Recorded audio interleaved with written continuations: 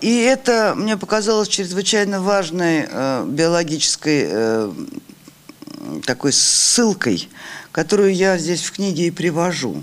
Герой, преподаватель литературы, размышляя над детством детей своего времени, этого времени, приходит к некоторым выводам. And I lay this forth in the book, this biological reference. The protagonist is a literature teacher who's contemplating the nature of the young people in his time and the children who he teaches. Я прочту маленький кусочек с вашего разрешения. I'll read a short excerpt.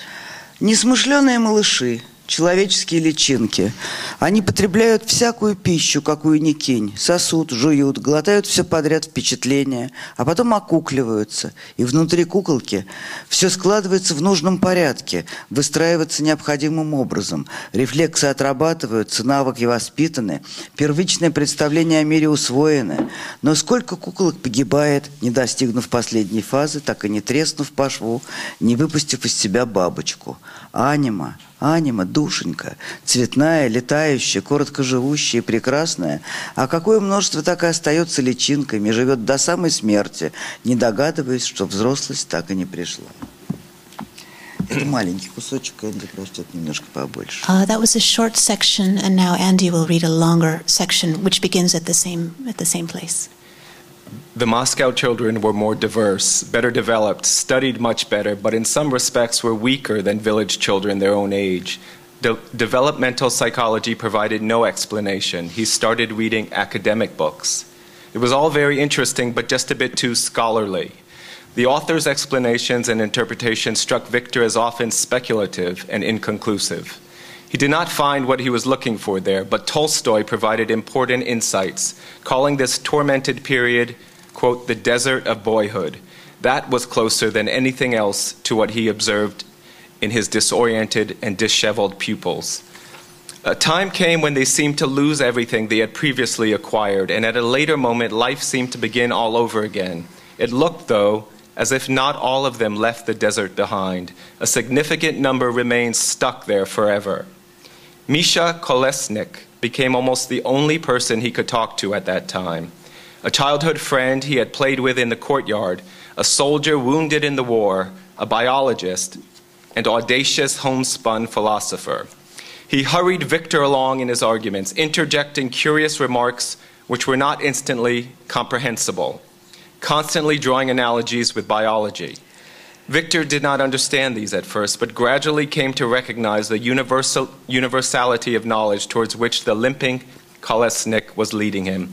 It was from Misha that this wholly arts-educated man of letters learned about the principles of evolution and such specialized topics as metamorphosis, neoteny, and chromosomal heredity. Now, as he reflected on his developing boys, he seemed to discern how closely the processes taking place in them resembled the metamorphosis undergone by insects.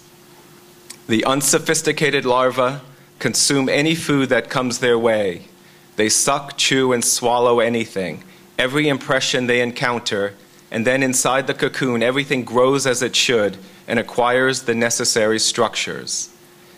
Reflexes are developed, skills acquired, and primary conceptions of the world mastered. How many perish, however, without ever reaching their final phase, failing to split along a seam, failing to release the butterfly within. Enema, enema, the precious soul, colorful, flying, short-lived, and beautiful. Victor saw wings developing, spotty, argumentative boys, impressionable and aggressive, spreading their immature wings on which meanings and patterns were being impressed. But why did some, like insects, which completed the full cycle of development, undergo this metamorphosis while others failed utterly? Or perhaps Homo sapiens as a species was also capable of something along the lines of worms, insects, and amphibians, where the capacity for sexual reproduction appears already at the larval stage, so that specimens which have not grown to adulthood reproduce larvae like themselves without ever achieving maturity.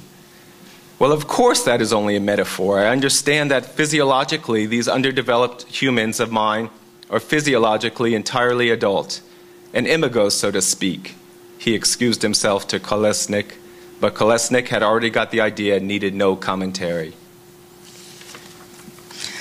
Очень красиво звучит, мне понравилось. Хороший перевод, наверное.